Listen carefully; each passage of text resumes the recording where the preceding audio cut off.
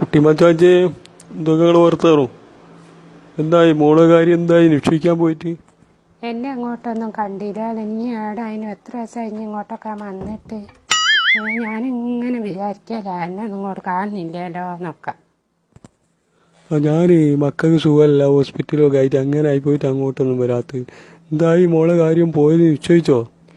അത് ഇവിടുന്ന് ബാപ്പയും പിന്നെ അമ്മമാരും എല്ലാവരും പോയി നാട് പോയി നോക്കുക.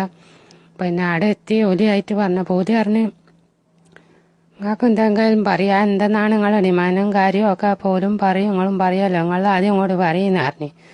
അതിൽ പിന്നെ നമ്മളെ ഇയാൾ പറഞ്ഞ് ആചാര്യ എണീറ്റ് എന്ന് പറഞ്ഞ് ഞങ്ങൾ 20 പവനും ഒരു കാറും ഞങ്ങൾ കൊടുക്കാമെന്ന് പറഞ്ഞു. അങ്ങനെ പിന്നെ ഓലത് കേട്ട് ഓലും അപ്പോഴുടെ പിന്നെ വകക്കാരെല്ലാം കൂടി ഓല എണീറ്റ് നിന്ന് അപ്പോൾ ആണ് ഓല് പറഞ്ഞ് ഞങ്ങൾക്ക് 20 പവനോ വേണ്ട കാറ് എന്തായാലും വേണം, പക്ഷേ 20 പവനോ പകരം ഞങ്ങൾക്ക് 20 കിലോ തക്കാളി അതിന്നാണ്. അപ്പോൾ അത് കേട്ടപ്പോൾ ഇവിടുത്തെ വാപ്പക്ക് അത് ശരിയായില്ല. കാരണം അത് നടക്കിയാല വാപ്പെല്ലാം കൂടി ഇവിടുത്തെ ആചാരോടും അല്ല പിന്നെ പറഞ്ഞ് അത് നമ്മൾ നടക്കൂല, അങ്ങനെ നടക്കൂല, 20 പവന് വേണം അമ്മ കൊടുക്കാന്ന്. അതേ അമ്മ നടക്കും, കാറും കൊടുക്കുക, അല്ലാണ്ട് 20 കിലോ തക്കാളി നമുക്ക് കിടക്കൂലെന്ന് പറഞ്ഞൊക്കെയെന്നാണ്.